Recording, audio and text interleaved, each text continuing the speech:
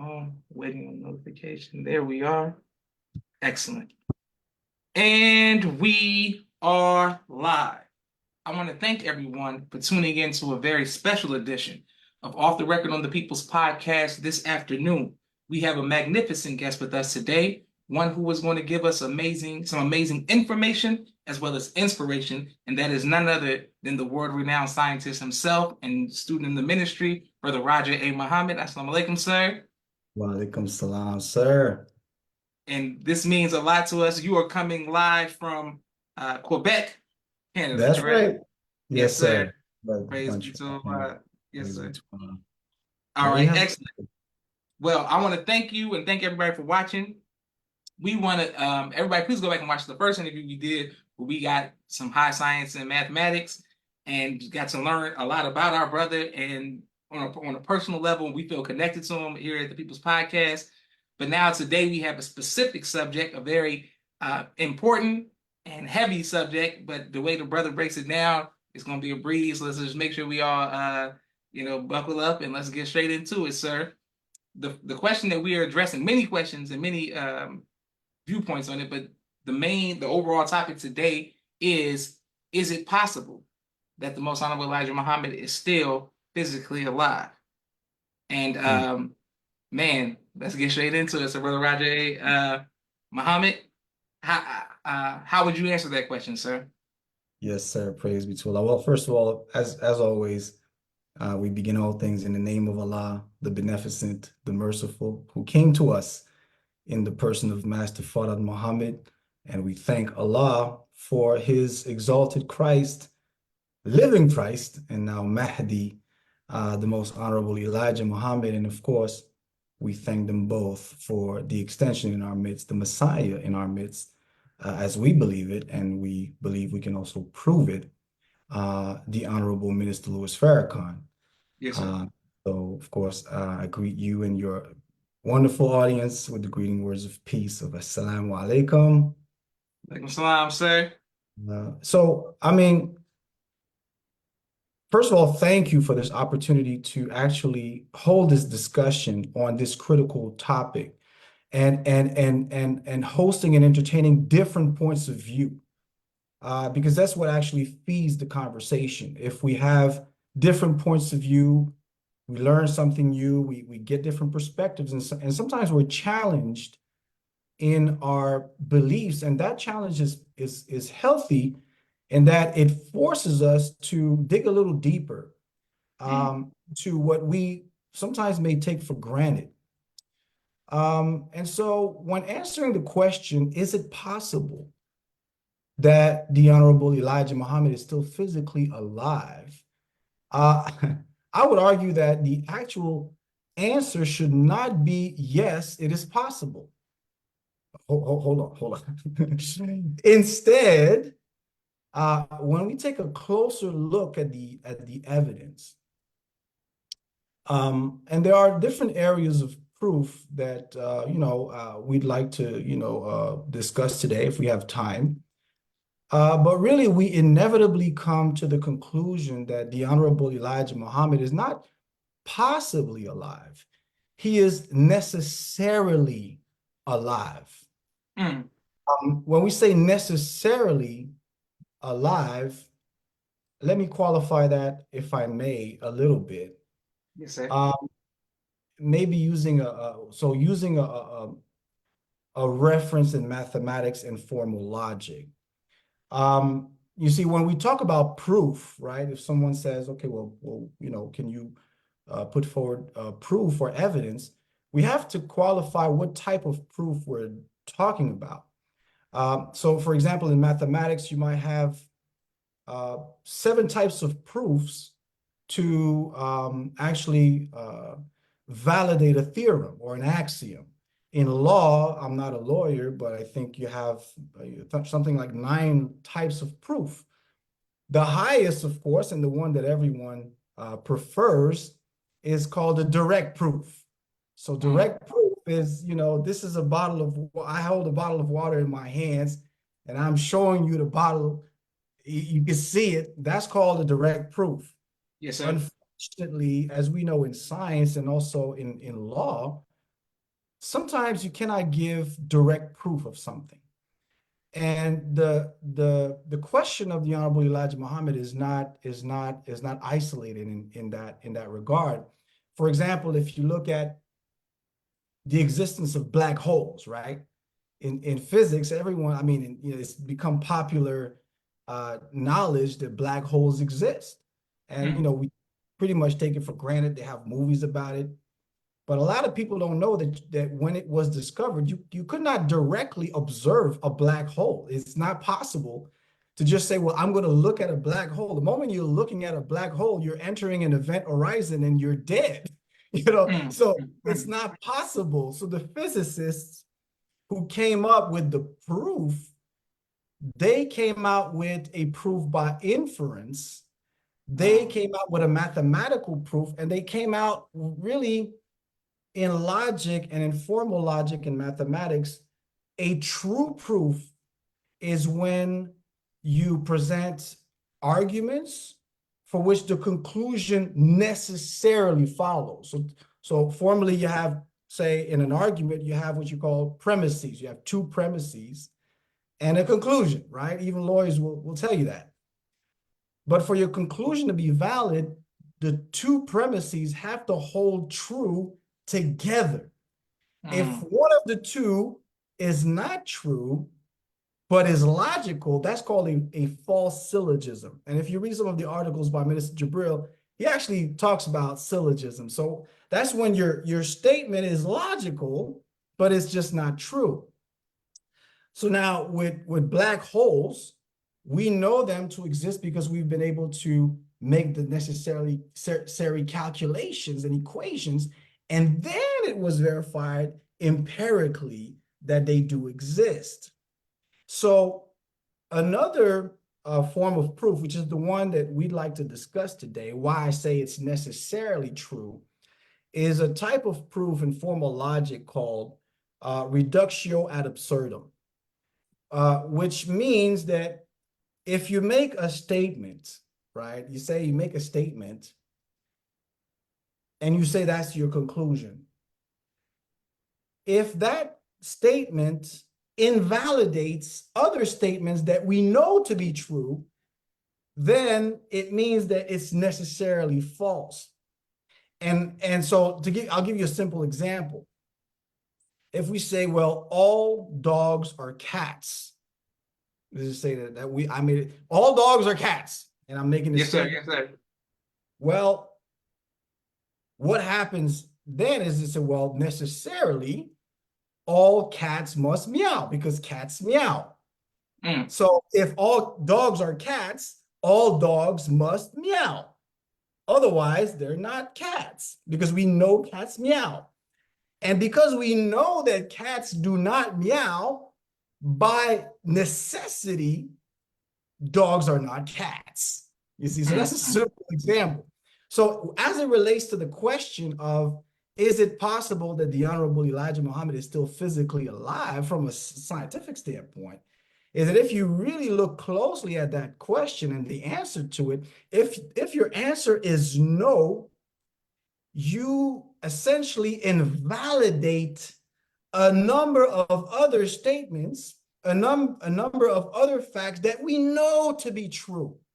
And that's what I'd like to discuss with you. So basically, to say that the Honorable Elijah Muhammad is dead is to kill all the teachings, is basically to invalidate statements and fundamental truths that we know and have validated to be true.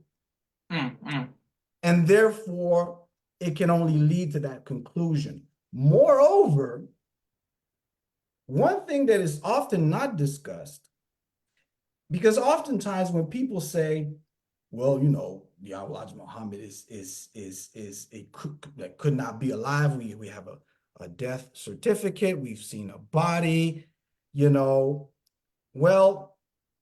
we have to make the distinction between, because it is, so for example, it is true that the Honorable Elijah Muhammad did say that no one returns from physical death, that in our history of 76 trillion years, we have no such record of anyone coming back from physical death. However, You see, we have to distinguish final death and clinical death. Oh, wait, I'm getting a little technical. Hold on. I'll make it plain in a minute. So there is a distinction medically, and I'm not a medical doctor, but I have looked at some of this research where you can have final death. We don't have any record of anybody coming back from final death, but it is possible that you can be clinically declared dead and you're actually still alive, but your metabolism is so low that the tools that are used to declare you as alive cannot detect you as being alive. And can I give you an example of that? Yes, sir. Really, like what's going to sound like a wild example? So an example of that where it applies to the Honorable Elijah Muhammad. And as I'm about to give you this example, keep this in mind. The Honorable Elijah Muhammad said that if Master Fard Muhammad could get to a body within 24 to 48 hours, he could revive that body. Did he? Did he not Yes, say sir. that? Yes, sir. He said, so that's a true statement, right? Okay. Well, now, as it turns out, we have very empirical evidence of that at a level where if you look at, my wife is Haitian, by the way. She helped me a lot to do some of the research. My beautiful wife, she's from Haiti. And I grew up with Haitian brothers and sisters to the point where I consider myself Haitian, adopted, in that sense. But in Haiti, you have something called a phenomenon that is called, they refer to it as zombies. Ooh, brother Roger, where you going with this? So what is the zombie phenomenon? That's actually a real phenomenon that's been documented by the UN, where there's been a law passed in 1864 in Haiti outlawing this practice. What is this practice? Well, actually, when you look at movies like The Last of Us and The Living Dead, did you know that that actually comes from the notion of zombies in Haiti? That the word zombie comes from Haiti, but it's very different from what we see in the movies. What we see in the movies is of course, fiction. But the phenomenon of zombieism in Haiti is where a person is declared dead, buried. And we have like thousands of cases of this. This is not some spookiness. This is documented. So where a person is declared dead, physically dead, is buried. So you see a body, you go to a funeral, that person is in front of you, is for all intents and purposes dead. And then you take that person to the grave, you bury that person. But then a few days later, they pop up somewhere else and they become technically slaves to another person who has, quote unquote, revived them. Now that sounds absolutely insane to the modern day ear. But there is a scientific explanation because the phenomenon is so prevalent that modern scientists have actually stopped and said, well, we have to figure this thing out. This can't be no horror movie kind of story. This is not Michael Jackson Thriller. There must be some kind of explanation for this. How can you take a person, we've seen this person die, this person, we buried this person, there was a funeral, and yet a few days later, the grave is open and that person is alive working for someone as what you call a so-called zombie. Well, there was a clinical case, a specific man by the name of Clairvius Narcisse. That's a case study. It's a medical case study. You can find it in the American Scientist Reviews in an article written by Wade Davis on zombies in the American Scientist, published in 1987, page 412. So this case study, which is well documented, is essentially a Haitian man who was declared dead and later claimed to have been turned into a zombie.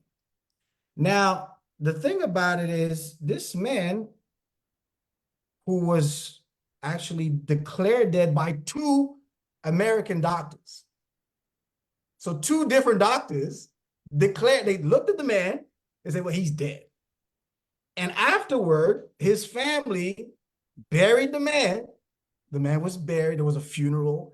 The man was buried. And some days later, he was dug up and ended up working as a slave for, what you call it. They have what you call in Haiti, boka. They have these different, what they call them. They falsely call them sorcerers, but really those brothers and sisters, that's why the Honorable Mr. Louis Farrakhan, when he went to Haiti, he said he went to study, he wanted to study voodoo. He said that when he was in Haiti, because there's something in voodoo, there's a science kept from our ancient ancestors that we lost contact with, that our brothers and sisters in Haiti, were able to preserve, and that aided them in the Haitian Revolution, which is something the minister often refers to. But now in this phenomenon, you have these plant doctors, if you will. But now what scientists did, because they had to look at the evidence and say, well, this is real, this phenomenon is real. So what they did is they started to actually do a study, and a botanist, an ethnobotanist from Harvard, Wade Davis, conducted a study and actually came up with an answer that I think is relevant when we say we declare the Honorable Elijah Muhammad to be physically dead, that he was not necessarily finally dead, but he was clinically dead. So Wade Davis from Harvard, of all places, did some studies, and he proposed that actually there's a chemical called the TTX, tetrodotoxin. So this chemical essentially is what you call a potent neurotoxin, all right? So this neurotoxin is found in various marine animals, like pufferfish, for example, and they can induce a state resembling death. And the way TTX works is that it blocks sodium channels in neurons, inhibiting what you call the action potentials necessary for, muscle contractions, including the heart and the diaphragm. And this significantly slows down metabolic functions, making the person appear dead. And so what happens is what Professor Wade Davis proposes is that, well, our brothers and sisters in Haiti have been able to develop a sophisticated neurotoxin, a TTX formula, where the formula can be inhaled, it can be taken in orally, it can also be affecting the skin. But once you essentially put a person under a TTX, you effectively slow their metabolism to the point where they're considered dead, and they will be in that state until you essentially use to awaken them something called a deuterostramonium. It's a sort of a formula where then the voodoo scientists, as I prefer to call them, not sorcerer, the voodoo scientists is essentially basically able to develop this awakening formula where you awaken the person. But now how they end up being slaves is because they also inject them with another drug that actually destabilizes them and makes them easier to manipulate. But the point is that we clinically know that, and this is something, I've given that example of our brothers and sisters in Haiti using our ancient science, where we know that a person can be clinically dead, buried, go through a funeral, and pop back up. Because those of us who are familiar with Haitian culture, we see it all the time. If you go to Africa, we know about this stuff. That's why, to me personally, I wasn't that shocked, coming from a different angle in culture, West African culture. It's like, when I first was told that the Hon Elijah Muhammad is still physically alive, I was like, is it possible? Of course it's possible. It's medically possible. We know that to be the case. So now we have the scientific explanation for it. But if our brothers and sisters who have remnants of our ancient science back in Haiti are able to use that science to actually induce through a neurotoxin a faked death that everyone will believe in, how can Master Farad Muhammad, the God of the universe, with the technology to build a mothership that is considered to be millions of years ahead of the science of this time, how can he not have developed something far more sophisticated than that? And so that is just to kind of clear out of the way before we get into the other evidence. From a scientific standpoint, to clear out of the way this notion of, well, no one returns from physical death. Yes, but that is an incomplete statement. You have to specify, is it final death or is it clinical death? And in the case of the Honorable Elijah Muhammad, it clearly was a clinically declared death where we have no evidence to demonstrate that he was in a final death. So that's the first thing. That's the first thing. But then there are other areas that we might want to get into, but I'll first let you, maybe comment or ask follow-up questions, if you will. Because I know, I mean, that part, it might have been a little esoteric for a few people, but nonetheless, it's real and it's verifiable.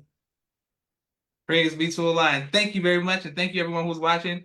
People are showing love all around the world already. Can't wait to upload this to YouTube. Sister Naima says, Assalamu alaikum. Sister Sandra Muhammad Not Med says, Assalamu alaikum. Sister Miriam. And thank you all who are watching all around the world. Sister Auntie, Sister Hope, Brother Musa, Brother Kente, and Brother Gentleman. Thank you all who watch YouTube contributors and people who show love as well. Okay, so the follow-up question, we're going to let you take the lead. I just want to be clear. You're saying that if someone, it's not just God who has the ability, it's something that's practiced in Haiti and West Africa, this skill set of bringing people back from clinical death. Right. And also inducing that clinical death using, sophisticated, if you will, chemistry, such as TTX, which is neurotoxin. So you can induce someone into a clinical death, you see. But the thing now is, the thing is, this has to be understood. And this is where, again, now that we've identified that it does not contradict the teachings of the Honorable Elijah Muhammad to say that the Honorable Elijah Muhammad is still physically alive. That's the whole point of this. That's just, we need to get that out of the way before we look at anything else. That's out of the way. I think that we can overwhelmingly say that no, we're not contradicting the teachings of the Honorable Elijah Muhammad, and in that regard.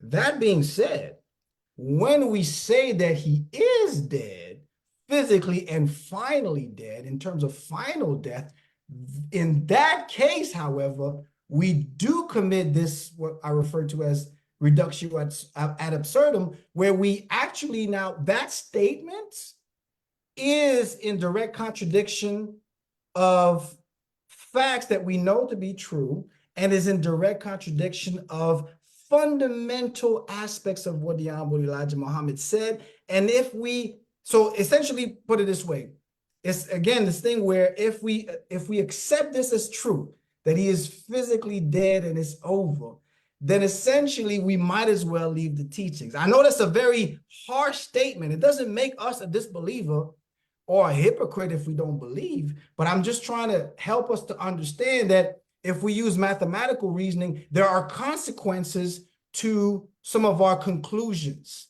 And so the consequence, we may not be aware, we may not realize it. As the minister said, we can be sincere, but sincerely wrong. We may not realize it, but once we say the Honorable Elijah Muhammad is dead, it's over. And I can show you with no limit of time, we can prove that in that once you make that statement, other important statements are completely nullified. And by nullifying those statements, then you nullify everything else. So it's not a coincidence, and it's not by accident, and it's very important for us as believers to meditate on the words of the Honorable Minister Louis Farrakhan, why he said very recently that we would be tested as a nation on that belief, that knowledge and belief that the Honorable Elijah Muhammad is still physically alive, one, and second, that the Honorable Minister Louis Farrakhan, would too ascend to that place. He said that very explicitly, that this would be, I don't want to say it explicitly, but you could say,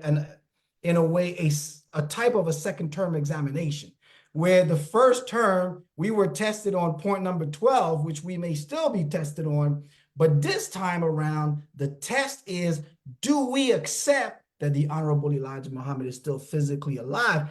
Because the consequence of that means that we're invalidating and nullifying the rest of the teachings. And in doing so, we destroy the very nation that we say we love. And so I'd like to give a few basically supporting arguments for that. Yes, sir. But I think you wanted to finish the point you were going to make. Oh, no, sir. No, sir. No, sir. Go ahead. Let's get into it. Okay, yes, sir. So, okay. So, first of all, when we say that the Honorable Elijah Muhammad is still physically dead, by implication, if that is true, see, in 1972, he did say that he would leave for approximately 3 years to get the new teachings. And if you were to take the position that he is physically dead, you could make a case, an isolated case, for the argument by analogy, which is to say that this is really almost like a metaphorical statement, where metaphysically he's physically dead, but by analogy, as a parable, if you will, he's alive, through me, through you, through the Honorable Minister Louis Farrakhan. And when the Honorable Minister Louis Farrakhan came back 3 years after, approximately, it does coincide. Where if you wanted to make the case for that, you could say, well, there you go. You see, he didn't come back physically. We didn't see the Honorable Elijah Muhammad, but 3 years later, we saw the Honorable Minister Louis Farrakhan rebuilding the nation. And that is a valid argument. And there is truth in that. There is truth in that. We cannot invalidate that. However, again, if we take a mathematical reasoning, into this, it forces us to invalidate other statements. So here's another statement that the Honorable Elijah Muhammad made.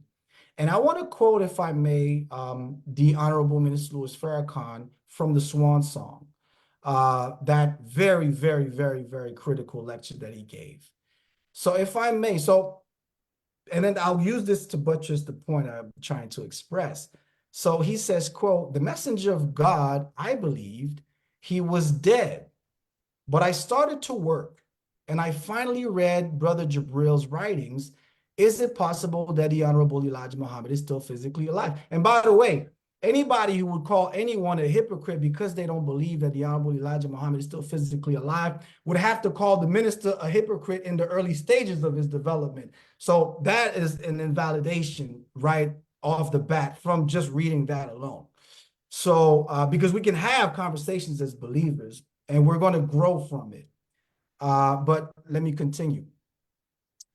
All of the things, so the minister says, after reading the Minister Jabril's book, he said, all of the things the Honorable Elijah Muhammad told me could never be if he were dead. And then he gives an example, quote, "Listen to his words," quote, the Honorable Elijah Muhammad, "Brother, when you see me again, the power that you will see me exercising, if I did not tell you that I was not God, you would be found worshiping at my feet.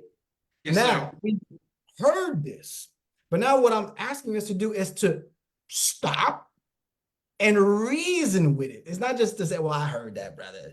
No, we heard it, but did we reason with the consequences of that statement? That statement has a consequence. If we use, again, deductive reasoning, what is the consequence? Well, let's think logically. If the Honorable Elijah Muhammad, so let's put these things together like an equation, like an addition. So he first says in 72 that he will be gone for 3 years. But then he adds context to that departure in various conversations. And this critical context, he actually qualifies the condition and the state that he will be in based on that departure.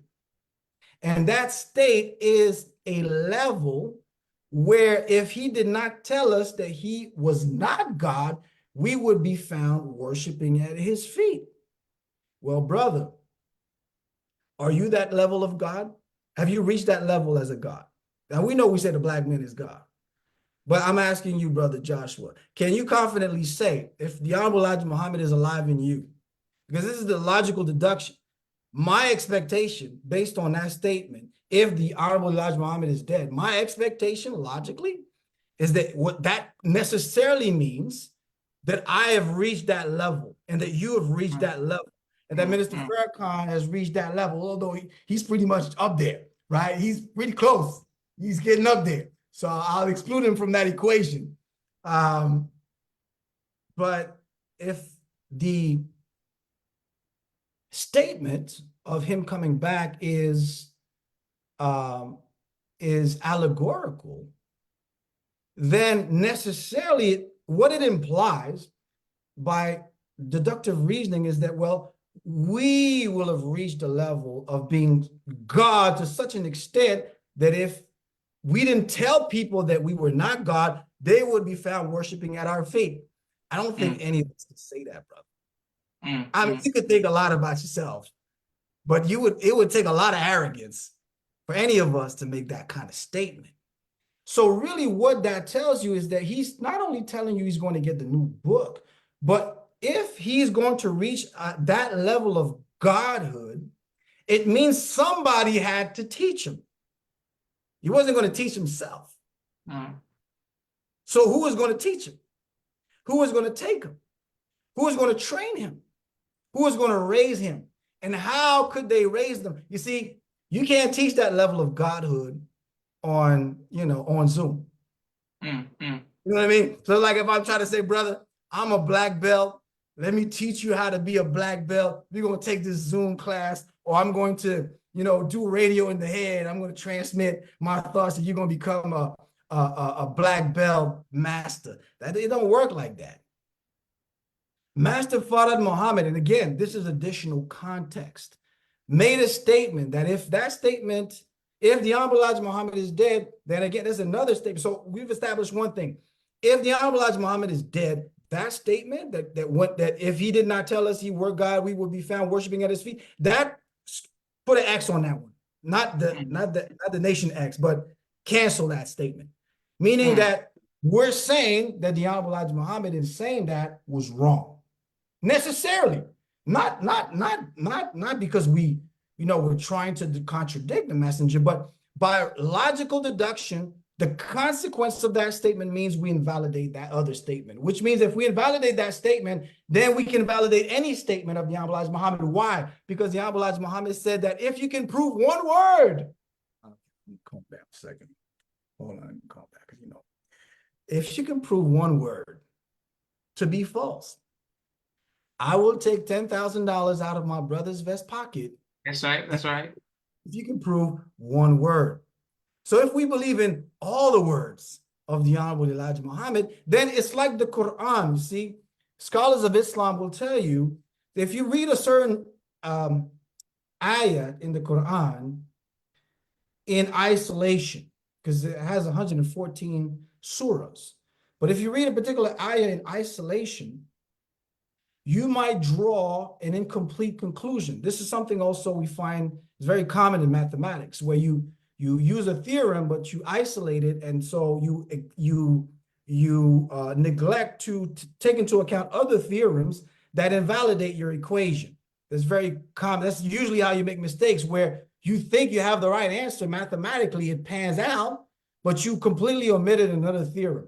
So if you look at certain ayats in the Holy Quran, certain portions of it, if you isolate them and you say, well, there you go, I'm taking that and I'm running with it, and you isolate other statements, you might end up doing things that are contrary to Islam.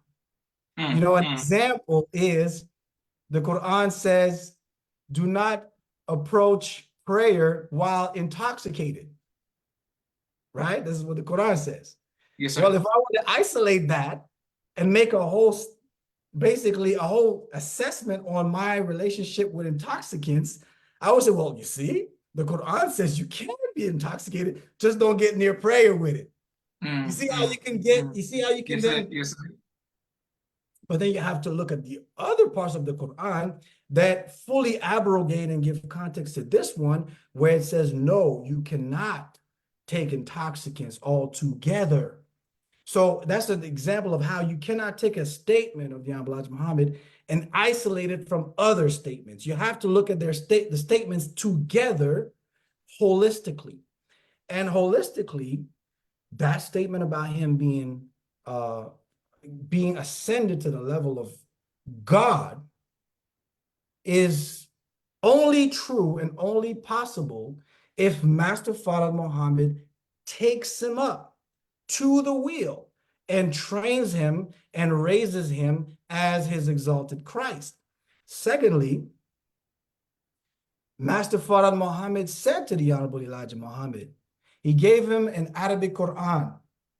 Again, we're just using reasoning and logic. We're revisiting facts that we all know. If we're believers, we've all heard this at some point, but we're stopping a moment to reason about the consequences of those statements if we're taking a critical analysis perspective on it.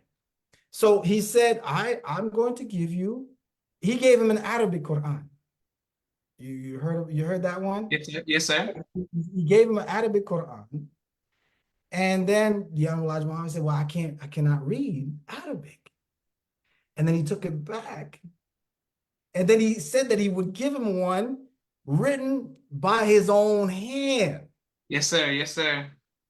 Now, I don't think that he intended to FedEx that, or the UPS that to the palace. And the Hon Elijah Muhammad never said that he received a FedEx package with the handwritten Holy Quran from Master Farrakhan Muhammad. So necessarily, if that statement is true, necessarily it has a logical implication. And that's what I, again, mean by using the science of syllogisms, where you take premises that necessarily infer a conclusion. Necessarily, if that statement is true, Master Farrakhan Muhammad would have to meet with his student face to face to hand him the Quran and to train him into the science that would raise him up to be the God that if he did not tell us he was not the supreme one, we would be found worshiping at his feet. So looking at those statements now, we're not done. There are more. Let's revisit now. See again, the Honorable Elijah Muhammad made that statement to his ministers in 72 that he would be gone. But he specifically stated to Minister Jibril Muhammad that he would be the victim of a very serious death plot. And how that came about is that the wife of Minister Jibril Muhammad, she had a vision.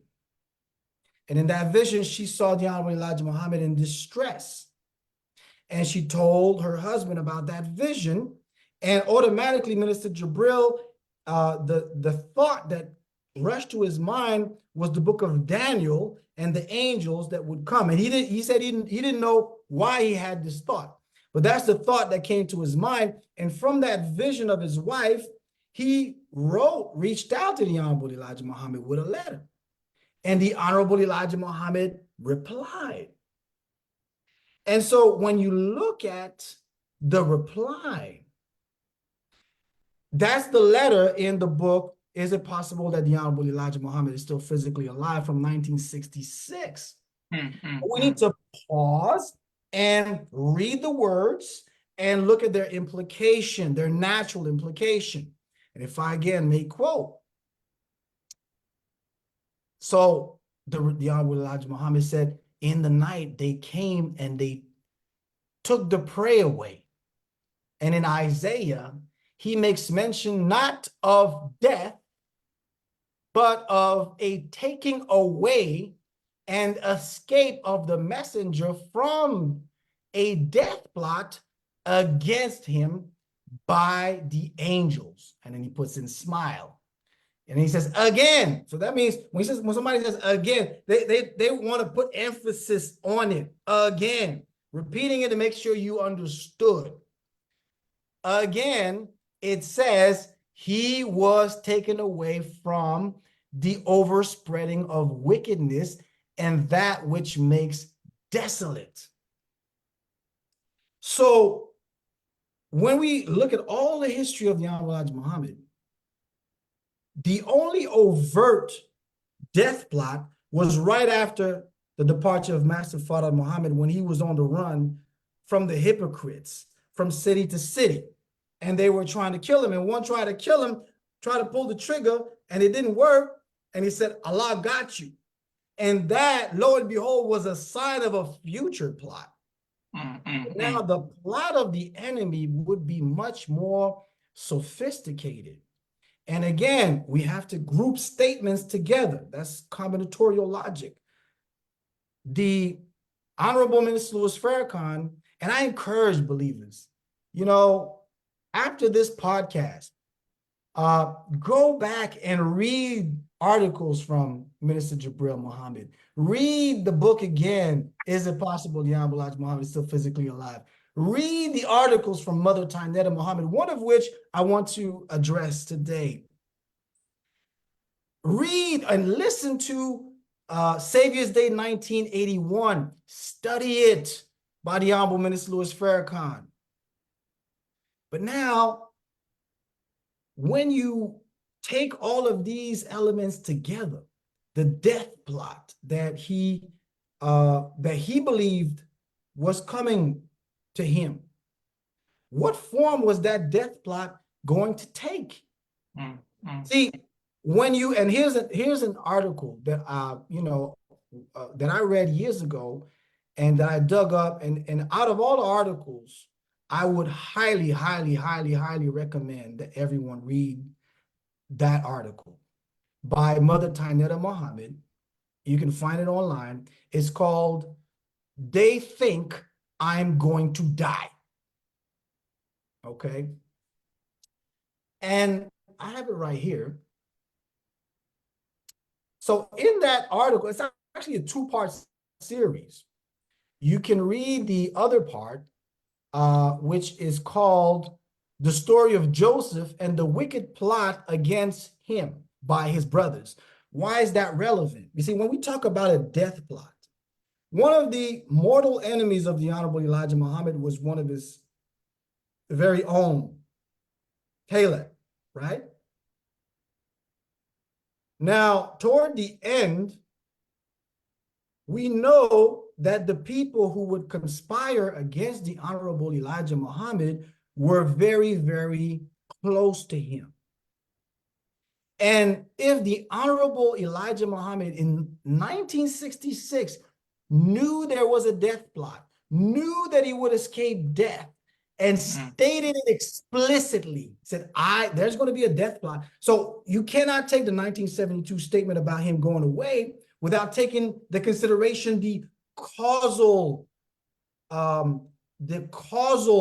effect, if you will, or the causal impact of his departure, which would be a death plot. How else would he leave?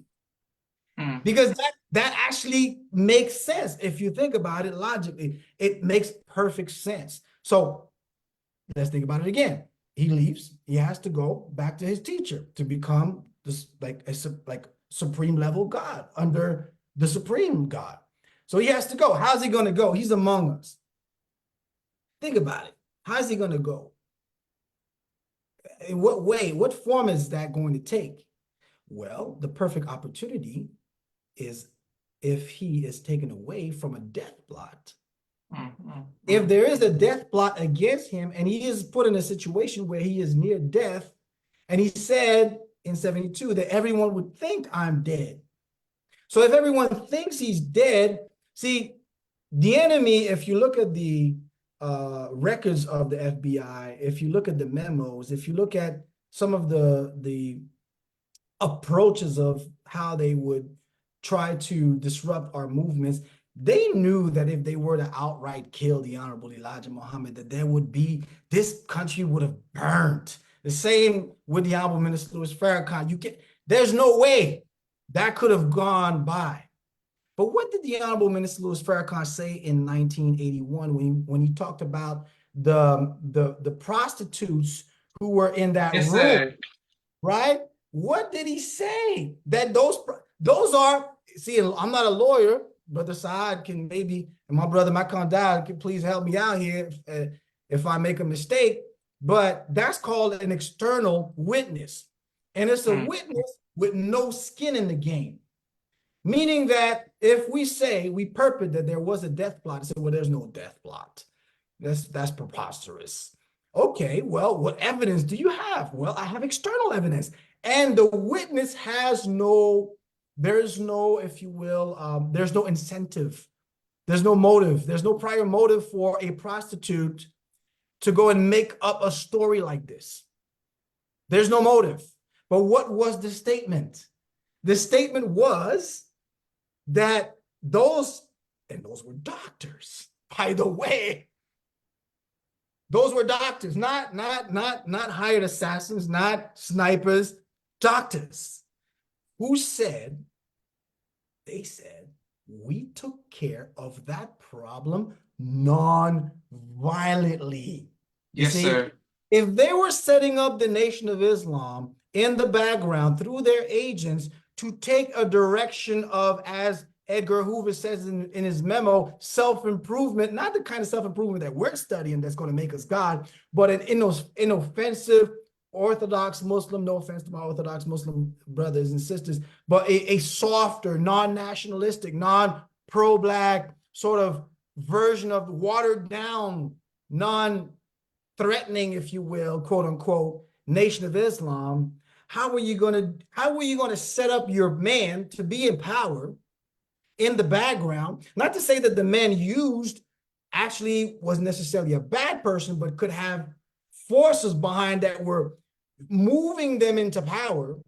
If you're the devil, or if you're Satan, that's more than the devil's job, but if you're Satan in the background, how are you going to move the pawns on the chessboard? You are going to move your person in power, but you're going to have to accelerate the death of the one that you're trying to eliminate, but you can't kill them. So what do? You have to take care of that problem non-violently. And if you're a doctor and you're getting rid of that problem non-violently, the only way I know that a doctor can kill you is if they put something in you. And if they put some on you, and our brothers and sisters are, just checking in to make sure I'm still on. If I will go by that assumption. But if our brothers and sisters in Haiti can have the science to develop neurotoxins that can actually slow your metabolism to the point where you're declared physically dead, I don't see how the enemy couldn't do it. And I sure don't see how you could imply that Master Farrakhan Muhammad could not counter such a plan. And so, by definition, again, if we put all the pieces of the puzzle together, it would make absolutely no sense that the Honorable Elijah Muhammad would be dead if there were no, if basically if he was not the victim of a death plot while he was in Mercy Hospital, then it invalidates what he believed in, because he reiterated that in late 74 and early 75 prior to Savior's Day. But now here's what else, and this is again why we should read this article by Mother Tainetta Muhammad. You can find it on the Final Call. It's called "They Think I'm Going to Die." And I want to just take a moment to quote from that.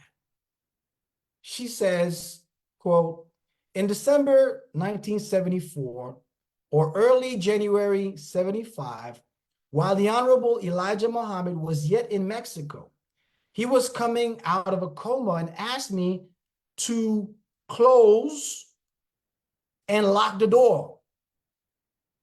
So the Honorable Elijah Muhammad is with his wife, Mother Tainetta Muhammad, as he's coming in and out of a coma.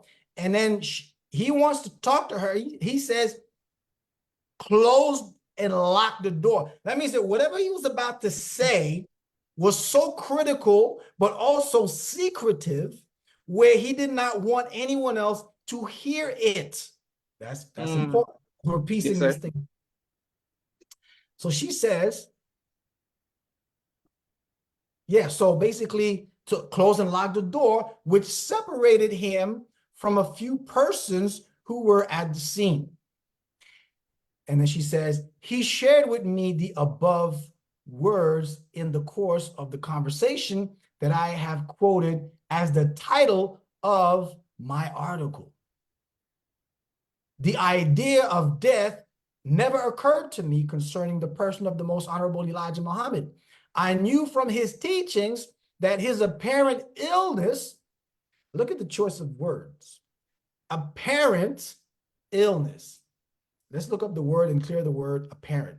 Apparent illness would prove as a trial for those in whose heart was a disease. He spoke to a few of his companions of his going away, but not of death. Again, reiterating, the Honorable Elijah Muhammad never believed that he would go through physical death. He did not believe that. Therefore, if we believe in him, we too should believe that he would not be physically dead. That is called a true syllogism, which is a logical, necessary conclusion. So, Brother Joshua, I hope you're getting a bit of a sense of why I said that the answer to the question, is it possible that the Honorable Elijah Muhammad is still physically alive, is not yes, it is possible. The answer is yes, it is he is necessarily alive. It's a necessary truth because it's the convergence of all the lines of evidence combined that lead to no other logical conclusion. Any other conclusion will lead to the invalidation of all of those lines of evidence, which again makes no sense. Thus the term reductio ad absurdum from the word absurd, to render something absurd. So it is actually absurd. And so now, again, the Honorable Elijah Muhammad said, that's in 74, 75, early 75 January, to Mother Tainetta Muhammad. And you have to connect that with the death plot. You have to connect that with him leaving for 3 years. You have to connect that with all of the other parts. You have to connect that with the TTX explanation. He says to her, behind closed and locked door, he says, they think I'm going to die, which is by inference saying that he doesn't think that. And necessarily, when he says they, it's important to identify who is the they. Who is the they? And so now I would invite us to read the follow-up article, which is the story of Joseph and the wicked plot against him by his brothers. And by the way, Mother Tainetta chose that title carefully because the story of Joseph is the story of a prophet who was reported as dead, but whose death was an attempted murder by his own brothers. Let's think on that. Every detail counts. So now she says in that follow-up article, she details the circumstances when he was in Mexico, the decision to bring him back in the middle of winter to Mercy Hospital. It was a really great effort to get him out of Mexico, which was, according to some, his Garden of Gethsemane. Yes, sir. To get him out of Mexico. It's like, and she questions this in the article. Why she couldn't understand the logic of trying to get him out. Why would you want to get him back to Mercy Hospital, put him on a flight in the cold to bring him back into Chicago? But there was a lot of pressure and a lot of, as she explains it, very strange behaviors happening. And so he was brought back. And from that point, then we go to the final act. But now I want to bring you to another line of reasoning, if I may. And then I'm kind of, because, I said a lot of things, and brother, we might need to do a part two, because there's more that we could say on this. There's more that we could say on this. We really haven't scratched the surface. But there's a verse from the Quran that I would like to read for you that we are all, I think we should all be familiar with. Let me pull that up for you. Because that is going to go into the conclusion of the argument of, well, maybe it's all allegorical. Maybe it's all because when you read the scriptures, and now we go to the scriptural dimension of this, only really 3 men escaped death. Enoch, Elijah, and Jesus.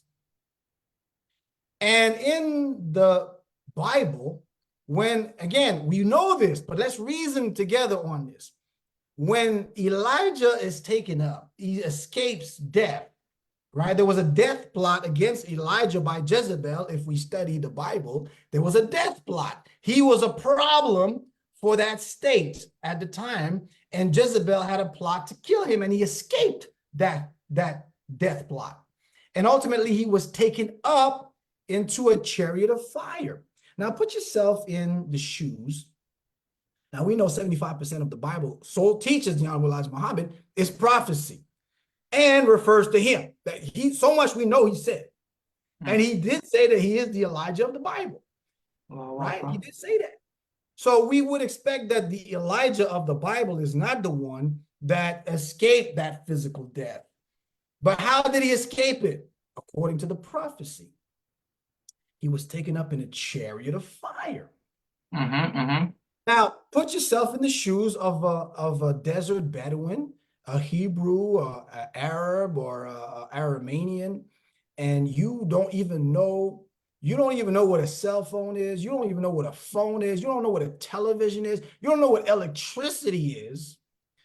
And I'm trying to explain to you as the God who's revealing, not myself, I'm just, but as the God who's revealing a truth, a prophecy to a people of that low-tech nature.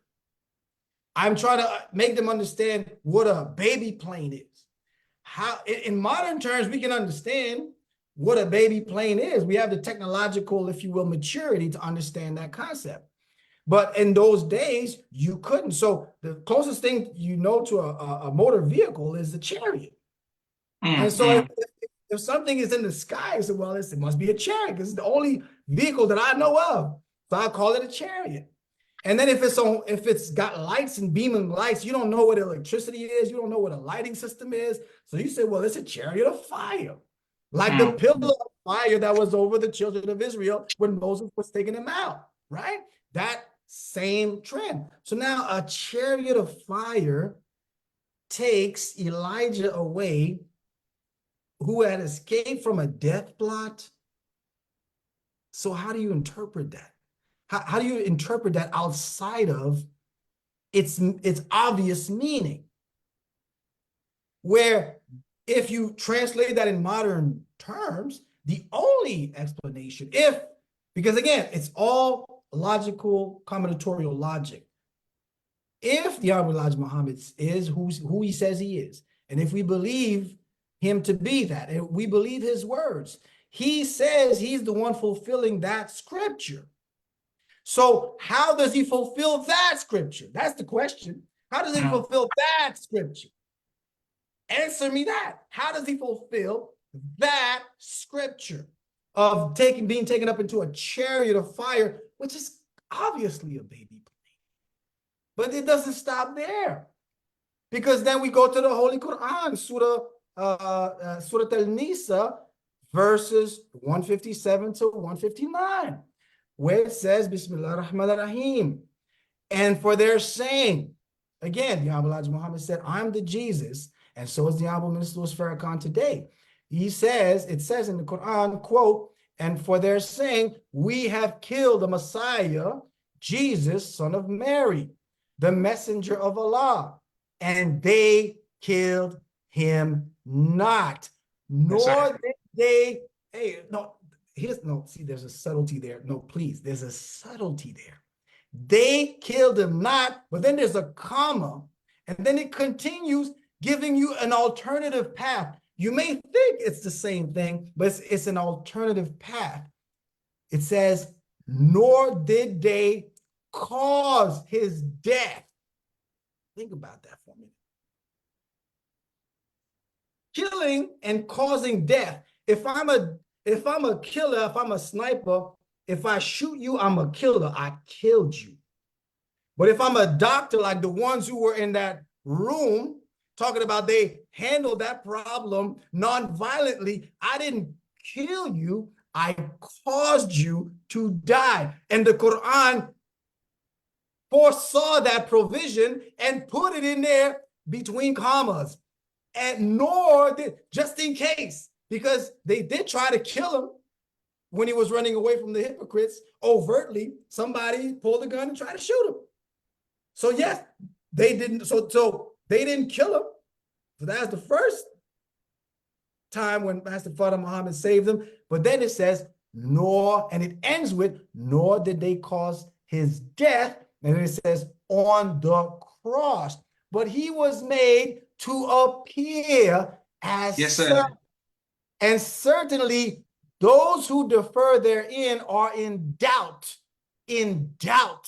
about it. They have no knowledge about it, but only follow conjecture. And they killed him not, and it says, for certain. I had to put a little, emphasis on that one. For certain. So again, words matter.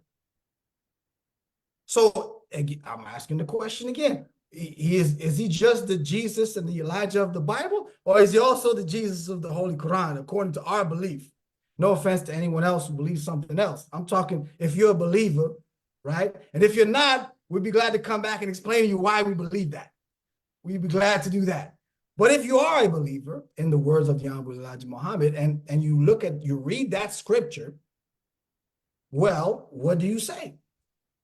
It doesn't apply to the Jesus of 2,000 years ago, although it does in a sense, but not in that way.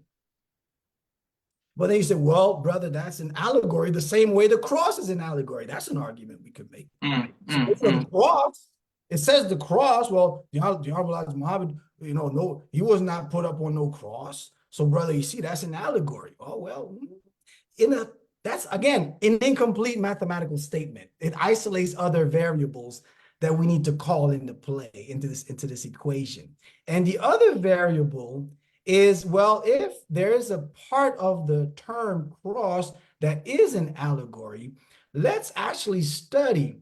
If you ask Christians sometimes, like, if I ask you, when the Romans crucified people, how did they die? You ever ask yourself that question? Like, if I put nails on your hands and your feet, I mean, technically, like, how do you die? Like, you're just hanging there. So obviously, that doesn't kill you. So how do you die? Like, if I crucify you, why? Why do you die? What is the cause of death when you're crucified? Why did the Romans use that? Well, you see, again, the Quran says they did not kill him, nor did they cause him to die. That's very specific. Because crucifixion, when you're crucifying someone, you're actually not killing them. Romans did not kill when they crucified. Because the act of crucifixion does not kill you directly. What happens is, as the body, essentially the weight of the body starts to weigh in as you're hanging there and your thorax is pushed, and then your muscles are essentially stressed, and your heart muscles are stressed, and especially your lungs, then there's a number of causes of death that will occur from crucifixion. But what are the top two? You can look that up. It's medically verifiable. The top two causes of death when you're crucified that will cause you to die, since crucifixion doesn't directly kill you. The number one is congestive heart failure. And the second is pulmonary embolia, or pulmonary respiratory arrest, or problems that are caused from pulmonary respiratory problems. What were the causes of death according to the doctors of the Honorable Elijah Muhammad? Didn't I hear that it was congestive heart failure? Didn't I hear that he had pulmonary problems? Didn't I hear that he had respiratory problems? Oh, okay. Okay, well, the Quran is so beautifully precise. It's so beautifully precise, because unless you really understood the science behind crucifixion, if you're Muhammad of 1400 years ago and you're just making up the Quran from your head, you're not going to make that specification of cause to die. And even though there is an allegorical dimension to it, there is a literal dimension to it, in that crucifixion represents really the very causes that were attributed to the clinical death, and I choose my words, the clinical death of the Honorable Elijah Muhammad, which was not his physical and final death, which is the same as crucifixion. You mean to tell me that that is a coincidence? If you believe that this man is the man that fulfills this scripture, when we know that the allegorical meaning of the cross was taught to us by the Honorable Minister Louis Farrakhan, where you're stating on the cross the horizontal nature with the horizontal nature with the vertical nature, the struggle, and the Honorable Elijah Muhammad had to struggle with us, had to struggle with the hypocrites, had to go through, had to bear his cross that took him all the way up to that point. But at the end, Eli, Eli, Eli, Eli, were the words. So that, my brother, biological conclusion, if you line up one, you already have a case. But now we have 2, 3, 4, 5, 6, 7, 8, 9, 10 lines of evidence that all lead to the same necessary conclusion, and that forces you to negate all of them as falsehood when we know they're facts. And that is a reductio ad absurdum. That is an absurdity. Mathematically, it makes no sense. But the final thing, and in my humble perspective, probably the most important thing in terms of consequences, is that if we say the Honorable Elijah Muhammad is physically dead, we are by definition canceling, annulling, and negating the September 17, 1985 More Than a Vision experience of the Honorable Minister Louis Farrakhan on the wheel, who got from Elijah a truth that when he came back with that truth and made that press conference, shook the world and was verified as such. Wow, You see, wow. when it says that he would give him the new book, because again, all of this is connected. See, it's a very subtle detail. Very subtle. I'm closing on this because I took enough time, brother. I'm closing on this, but here's a very subtle detail. Yes, he would go back to study and get the new book. He did say that. But he didn't say that he would necessarily be the one coming back with the new book. Why? Because he said to the Honorable Minister Louis Farrakhan, he said that if you are faithful, I will reveal the new book through you. So in order for him, first of all, there are two underlying premises that are necessary in that statement. First of all, if he's going to receive the book, he has to go up and get it. You can't get it if you're dead. You can't go get a book if you're dead. You can't. So in order to get the book, you have to be physically alive, and he couldn't be among us. So that's the second element. So he had to be taken up to get the book. But the second thing is that he had to be alive to give it, to reveal it through. Analyze the words. I will bring or reveal the new book through you. So basically, that implies an active verb. That implies an action of a living person. If I say, brother, I am going to get a message across to your father, by the way I am, please give the greetings of Assalamu alaikum to your father, Brother Abdul Sharif. So now I have to be there and alive to give you that message. I did not greet Brother Minister Abdul Sharif, but I'm greeting him through you. So I have to be alive to give you the message, and you have to be alive to transmit it, and I have to trust you to transmit the message, which is exactly what the Honorable Elijah Muhammad did.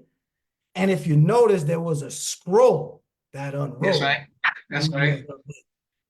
So, and it was not the voice of Master Farrakhan Muhammad that he heard. He heard the voice of the Honorable Elijah Muhammad. So basically, the Honorable Elijah Muhammad made good on his promise to him. But he cannot make good on that promise if he's dead. So you cannot, by necessity, by mathematical necessity, this is why, in my conclusion, and I conclude, this is why I say the answer to the question, is it possible that the Honorable Elijah Muhammad is still physically alive? The answer is not yes, it is possible. The answer is it is necessary for him to be.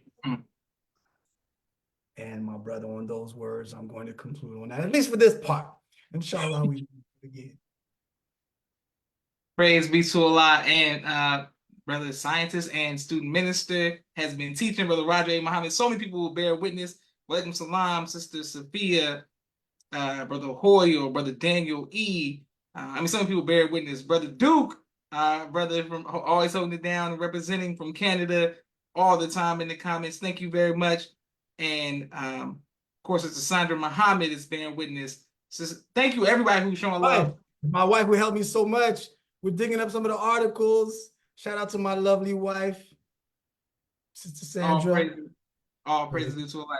Okay, yes, sir. Now, first of all, I'm so glad that you said part 2, because I really want to, as a student who is attending college right now, it's very important that we have the books and the requisite knowledge to the comprehensive information to receive all of the information from the professor when he's teaching. So I just want to go over a few points so that we all can go back and make sure that we study, so that inshallah on part 2, we will all have everything in front of us and make to make it, man. Yes, sir.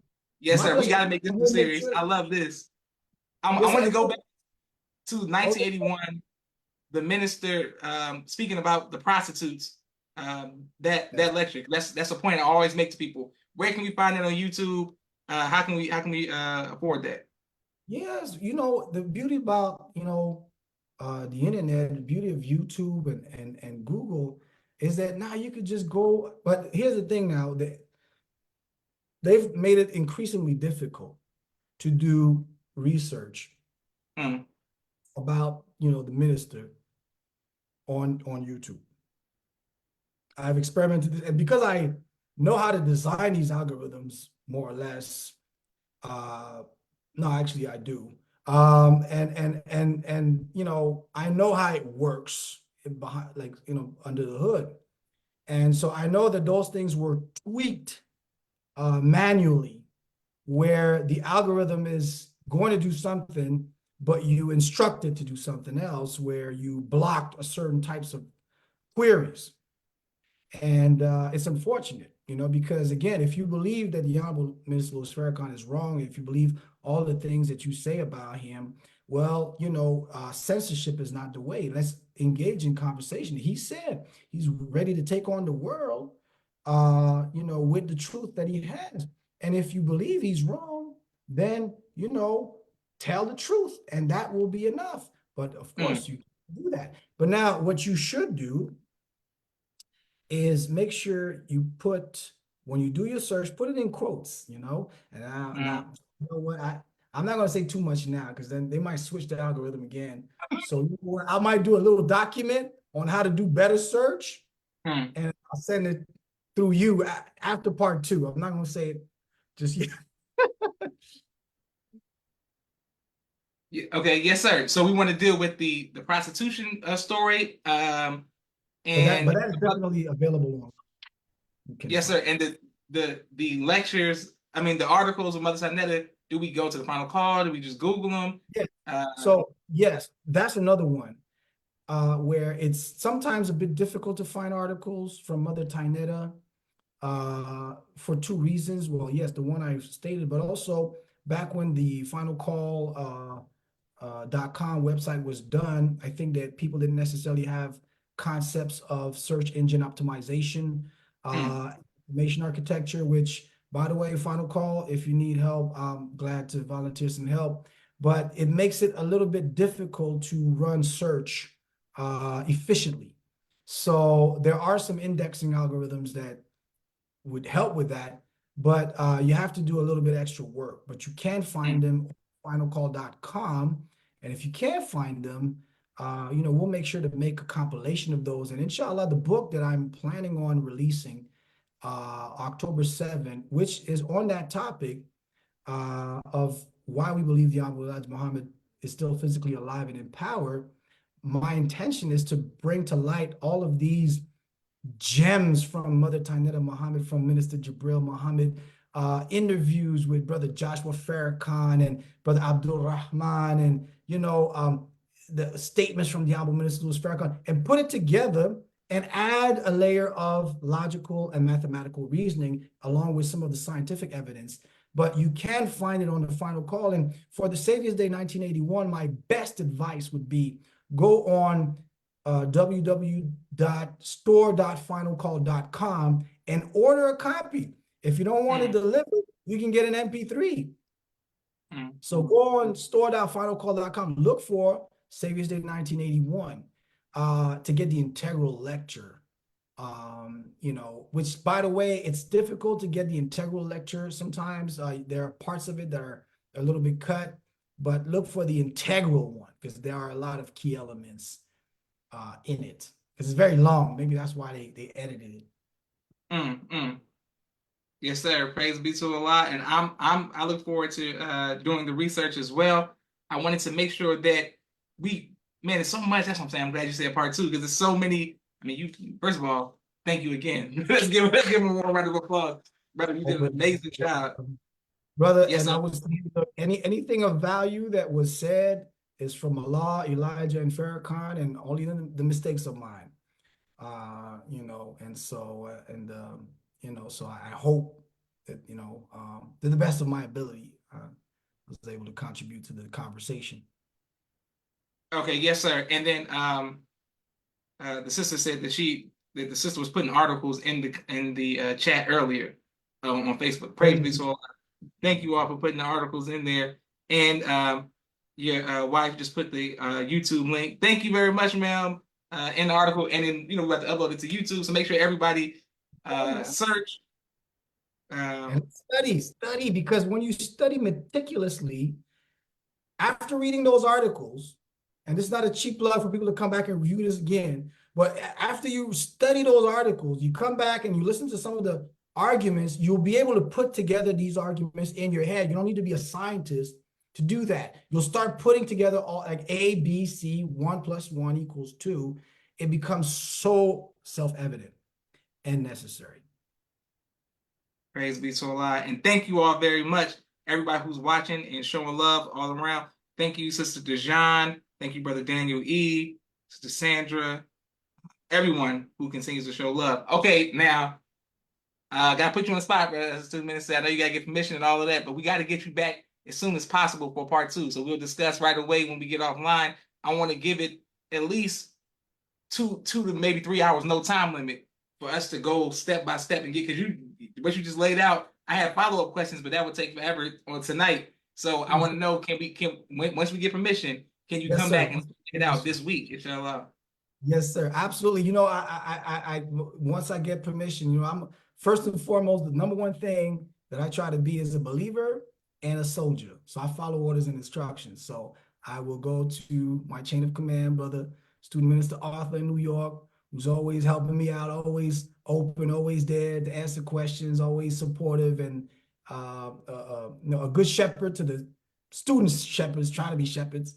And if we get the okay, all praise is due to Allah, and yes, sir. Beautiful. Praise be to Allah. I'm man, you've given me so much, and I want to make sure that everybody, once you put it on YouTube, please let us know your comments and your questions so that we can come back with the right questions and comments to come back with. Because one last thing, I gotta leave you on this. How can we? And then everybody get ready for your questions, because I'm a nerd. I'm not a nerd, but I have nerd tendencies when it comes to history. Everybody put your thinking caps on, and let's all come back with our own questions, because we just want to spend for hours. This subject is something that's very special to me. Something, it's like point number 12. It's our foundation, and I love to hear it, and I love the way you broke it down. And I look forward to your book. May we get the exclusive drop? Can we get the first interview when the book release? Okay, yes, sir. Well, brother, you got the exclusive on the announcement of it. Yes, sir. So Yes, sir. it naturally follows. It necessarily follows that we would do that. It would be, oh, brother, thank you for offering it, brother. Thank you. So yes, sir. And people all around the world, including our family that resides in Canada, always shows love. So we want to make sure that people continue to tune into the People's Podcast. With the Honorable Minister Louis Farrakhan walking in the footsteps, how would you what would your advice be to best prepare us for his departure and things of that nature? What would your advice be? Oh, brother. And by the way, when you say that in part 2, we need to really dig into the Honorable Minister Louis Farrakhan's going up. Yes, sir. For him going up. And I would say that, again, the Honorable Minister Louis Farrakhan escaping also a death plot, and this goes back, and we'll talk about it next time, Revelation 11, about the 2 witnesses that would escape in the book of Revelations, the 2 witnesses that everyone taught were dead, and after they escaped death, those 2 witnesses, that's when the final trumpet was blown and the mystery of God was finished, and the New Jerusalem was established. That's the 2 witnesses. So it's not 1, 2 witnesses, and the sealing of the book, right, is all connected with the 24 bowing, all of this. So again, it's predicated, his going back to his teacher is predicated on his teacher being alive. So the more rooted we are in being able to very comfortably argue from several points of view, because I would love to be in a conversation like this with people who are not believers, quote unquote, who have not, let me put it differently, who have not accepted the teachings of the Honorable Elijah Muhammad, who may be Christian or Orthodox Muslims, because we're going to have to learn how to conversate with them when we present to them, because now we're talking more like in-house talk. We're talking, more so from the perspective of a believer to another believer. We also need to know how to articulate it in such a way that is so seamless. Yes, sir. Everybody will say, well, yeah, no, well, that makes sense. So we have to learn how to build those arguments. And when I talk a lot about critical thinking, but critical thinking, as much as I've taken statistics classes and Boolean logic and so on, who taught me critical thinking is really Minister Jibril Muhammad in his articles and his books. He talks about the science of critical thinking, and a lot of the references I made to notions of critical thinking that may sound a little fancy, like I drew this from my scientific training. I did not. I took it from articles I read from Minister Jibril. Don't get it twisted. So studying those references that, unfortunately, I think over time, we take certain things for granted. So a lot of these articles, a lot of these gems, they're just, pulled in the background. So maybe if we pull them up and dissect them, then the arguments will start to form and converge, and to a point where in your mind, like, is it like, as it is in my mind, it's not just a matter of, belief in like casual belief, like, oh, I have faith, yes. However, even in just using, again, just logic and formal logic and mathematical reasoning, there is no other alternative. Like, there's just no other way to look at it. Otherwise, you fall into just like a contradictions, basically, incoherent logic. So once we learn that, because Islam is mathematics, once right. we develop the mathematical reasoning around that fundamental truth, then it's going to be easy, and we'll feel strong in defending it when it comes to the Honorable Minister Louis Farrakhan, since the two premises are interconnected and predicated upon each other. Beautiful. All praise due to Allah. And on that positive note, this is Joshua Leonard Muhammad signing off of the People's Podcast. I look forward to speaking to our brother scientist as well as student in the ministry right away. So I'll let the People's Podcast, everybody get ready this week, inshallah. Once we get permission, we'll be back for part 2, and it's going to be an extensive. It's not going to be an interview, but it's going to be, everybody just get your notes ready, and we're going to learn a lot. Thank you. Come on, that's yes, right. Sir. This is Joshua Leonard Muhammad signing off of the People's Podcast. Assalamu alaikum, sir. Alaikum salam. Thank you to you and your family, and thank you to everyone who's watching. Thank you, Brother Joshua. Wa alaikum salam.